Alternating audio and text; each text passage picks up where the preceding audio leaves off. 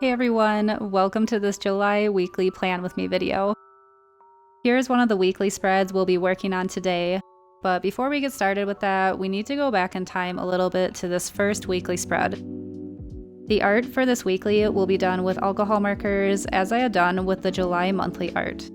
So if you didn't catch that video yet, I'll link it below for you to watch later if you'd like. When I was editing the July monthly footage, I was under the impression that my videos needed to stay under 15 minutes for people to want to watch them. So this first weekly was originally going to be part of the monthly video, but when editing, the video started to feel too long, so I decided to move it into the weeklies video and have all the weeklies here in one place. However, after speaking with many of you, I've discovered that a lot of you are quite open to longer process videos. So I really appreciate all of your feedback, and in this video, I gave myself permission to make it as long as it needed to be able to show you the entire process and also hopefully provide a cozy viewing experience. So as you can see, I've been coloring in this cute little sea turtle and this pearl in a shell with some Artex and Ohuhu alcohol markers. This pearl in a shell drawing came from the Kawaii Drawing Club, which I've mentioned before as a great place to learn Kawaii style art, and the sea turtle just came out of my imagination. These characters have been drawn and colored on sticker paper, and I've cut them out now so that we can put them in the journal when we're all ready. By coloring them on sticker paper, we're able to use these fun alcohol markers without worrying about bleed through in the journal. I've drawn in the lines for a vertical day box layout, and I'm just getting started on the mini calendar now. This is slowly becoming one of my favorite layouts for weekly spreads, and I just had to shout out where I got it from, which is Bee's Bujos. I'm sure many of you follow her, but if you haven't gotten a chance yet to see her bullet journal spreads, I'll leave her channel below so you can check it out. So I got the box layout from her, and then I've edited the top header area with my own art, and of course a mini calendar, because y'all probably already know by now that I absolutely love mini calendars. Now I'm adding in some bubbles and detail with my Tombow Brush Pens. And the rest of the drawings in these weeklies will be colored with the Tombow pens, as well as outlined with Pentel brush sign pens, which I've really been enjoying using lately. As usual, I will link everything below so you know my color palette and items that are being used in case you're curious about anything. And we are finally on to the ever so satisfying task of putting the stickers in the journal. I've been in love with stickers ever since I was a kid, so it was really fun to create these stickers as well as the ones in the July monthly video. They are a bit more time consuming to create rather than just drawing in the journal itself, but also it's a super fun experience, and I always love being able to actually use my alcohol markers, since you do have to be a little bit more careful with them since the color saturates through regular paper so easily.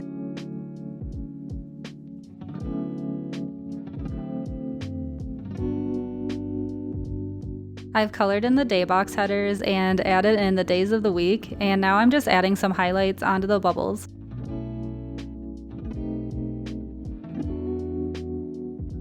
And here is an up-close look at the first weekly spread of July.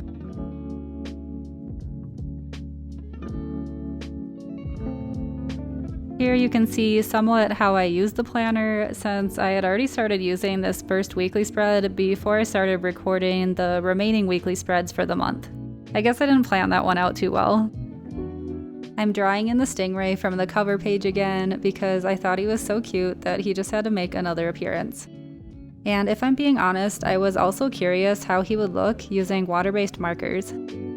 A big reason I decided to use alcohol markers in the monthly video was because I didn't want the stingray on the cover page to look streaky. I think the water-based markers worked out well on this page because he's a lot smaller here than he was drawn on the cover page. But I am happy with the choice I made to keep him streak-free with alcohol markers for the cover page. I also decided that Gray Kitty had to join the underwater fun, so I've drawn him over here with his little star friend. This drawing is very reminiscent of my very first Plan With Me video, where he and his little friend were astronauts exploring space. Gray Kitty is my main character and overseer of everything, so you will frequently see him probably in just about every video I make. I'm adding a few shadows to him and under his friend to give them a little dimension.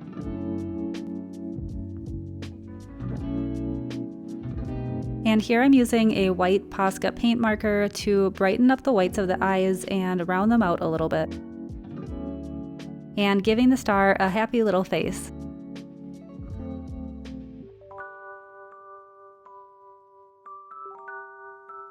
Now I'm adding in some small details and then adding a drop shadow under the characters.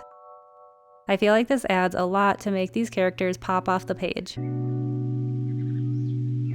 To color these bubbles, I'm using 2 different blue markers, starting with the lightest and then adding in the darker and blending them together to create a round shape for the bubble. I use this technique frequently throughout all of the pages this month, and I cannot begin to tell you how satisfying it was coloring all of these bubbles in. Here's a happy little seashell that I also brought back from the monthly spreads. I just love adding little details like this to really spruce up a page.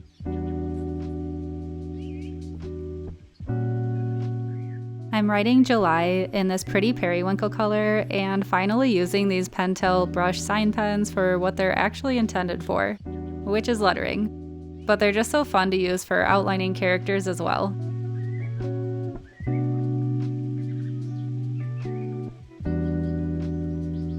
I'm dropping in a mini calendar here and beginning to draw in some washi tape for the headers of these day boxes.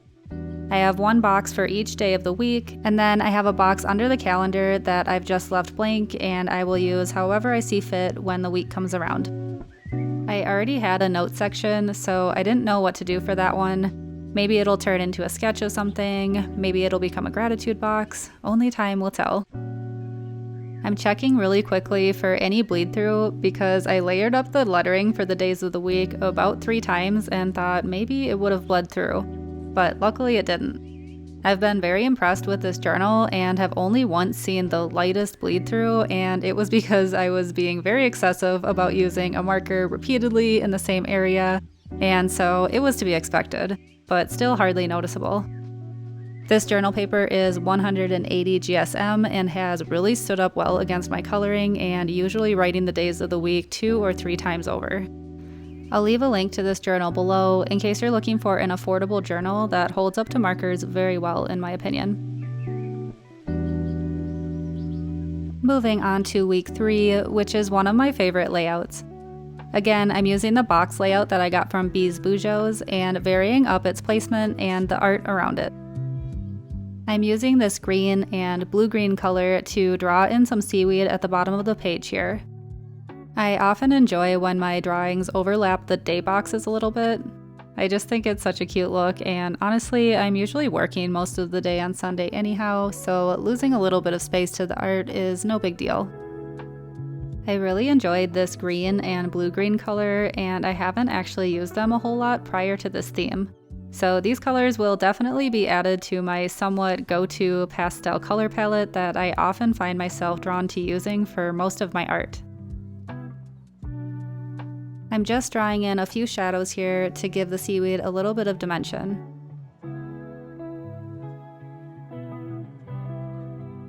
And then coloring in the rocks.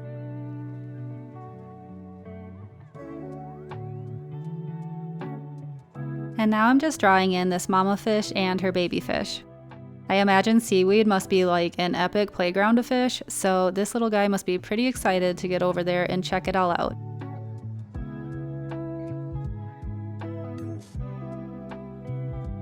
This was another color that I haven't used very much before. It's called Light Apricot, and although it's not an obvious choice to go with the underwater color palette, I think it complements the theme very well since orange and blue are in fact complementary colors. So I decided to use this color as an occasional accent color on some of the pages, and I really enjoy how it looks with the blues in this palette. Then I decided to draw some sand at the bottom of the page here to tie the whole scene together a bit better. And now I'm about to go off and color all of these bubbles in, so please sit back and enjoy the show. And hopefully watching these bubbles being colored in is even half as satisfying to watch as it was for me to do. 10 out of 10 would recommend. I'm discovering that sometimes it's really enjoyable to take one simple object and repeat it over and over in a design. I don't think art always has to be complicated to be beautiful to look at, and I'm really enjoying exploring that theory lately.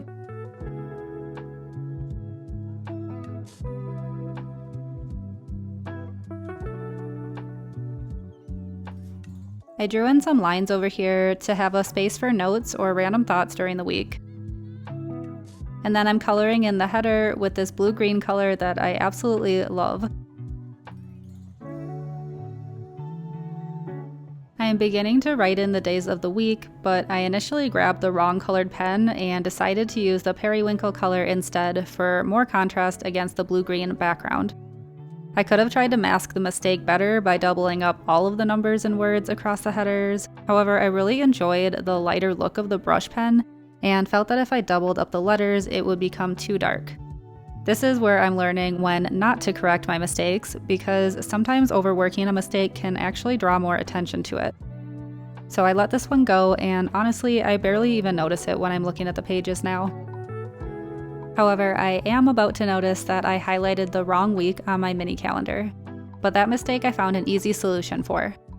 I took the color of the incorrectly highlighted week and colored it over all of the weeks, and then took the green color to highlight the actual week that should have been highlighted, and used the brush pen to make the numbers of that week pop out a little better. This was a super easy fix, and I actually really like how this turned out and may color some of my mini calendars like this in the future. So sometimes mistakes can actually be helpful for coming up with more ideas later on. On to the next weekly spread now. I'm writing in another mini calendar, of course, and getting started working on these two little seahorses. I've erased some of the pencil lines because I tend to sketch very heavy, and I don't want the lead getting trapped under the colors for my outlines. I like my colors to stay as bright as possible. And I'm using multiple different colored pens for the outlines of these characters. This is a technique I've always really enjoyed doing with my digital art, and I've really enjoyed bringing it into my artwork on these journal pages as well. I'm actually surprised by how little black fine liner I've used in the last few months of bullet journal themes. At first I called it a challenge to not use any black fine liner, and now I'm finding it's my go-to way of drawing and coloring. For now anyways. I also found that using the water-based Tombow markers worked really well for certain aspects of this theme, like for the seashells or the fins on these seahorses and their little mohawks. I'm not really sure what those are called, but I thought the streaks actually worked really well with these elements. So to me, it's really fun to play around with different mediums and see the different effects they can have on our art. Here I'm just trying to brighten up the pink on the seahorse's cheek since I accidentally went over it with the light blue color. On to this next little scene here where this fish is quite confused as to what is staring back at him in the ocean. I love to look at things from other perspectives, so I imagine fish sometimes look at submarines and wonder what kind of giant metal fish it is.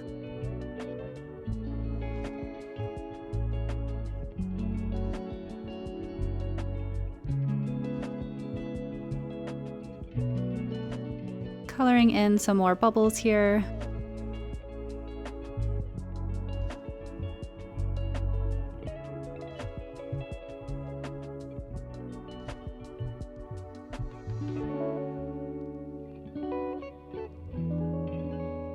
And wishing this purple was just a little bit lighter. I can't be the only person that wishes Tombow would just create an extensive line of all pastel colors. I would be all over that. I'm just not very good at coloring with darker or more saturated colors, I guess.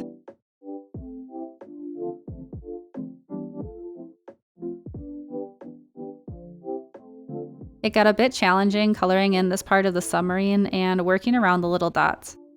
This is where I would love to be able to use alcohol markers in a bullet journal for a smoother appearance, but I think I made it work.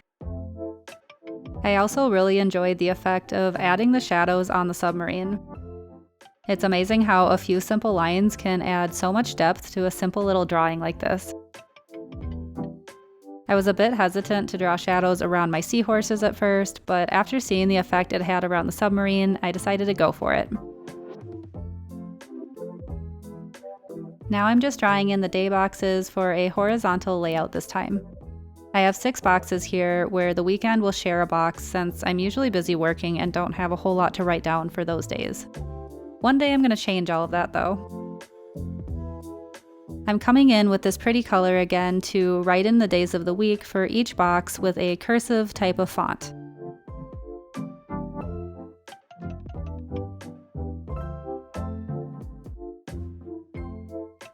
And then I'm adding in some simple highlights.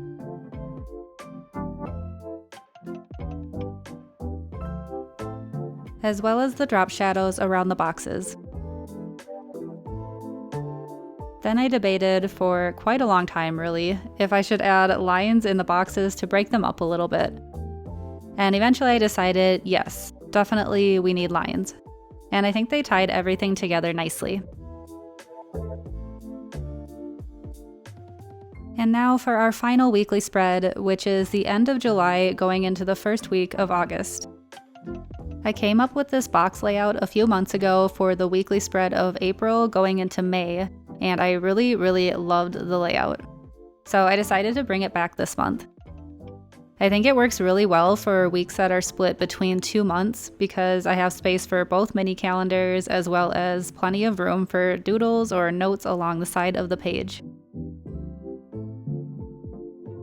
I'm writing out July and August for these mini calendars, and let me say it's really nice to switch it up by writing August instead of July so many times.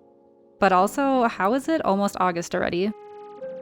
I suppose to me, August just reminds me that fall is right around the corner, and as I've mentioned before, I absolutely love fall so much and look forward to it every year.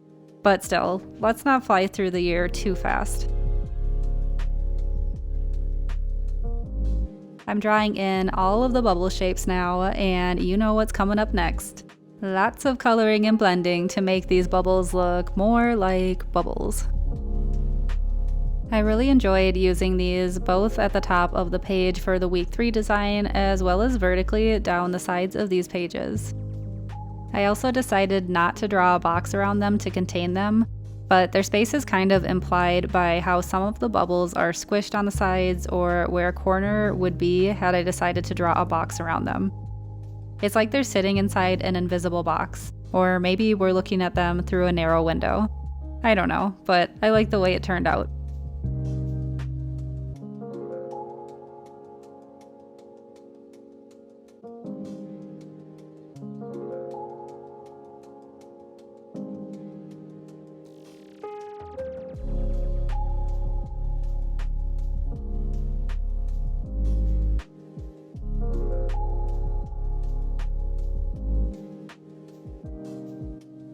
After coloring, I decided to add a light drop shadow around the bubbles. Since this is such a simple design, I think the light shadows help the bubbles to be a little bit more front and center when looking at this page. I also used a ruler to add the drop shadows behind the boxes. I don't know why I've been drawing them in by hand this whole time, but using the ruler was so much easier. And then I'm adding the white highlights to these bubbles to really complete their look. I really love the simplicity of this layout, and I'm excited to use these pages when the end of the month comes around.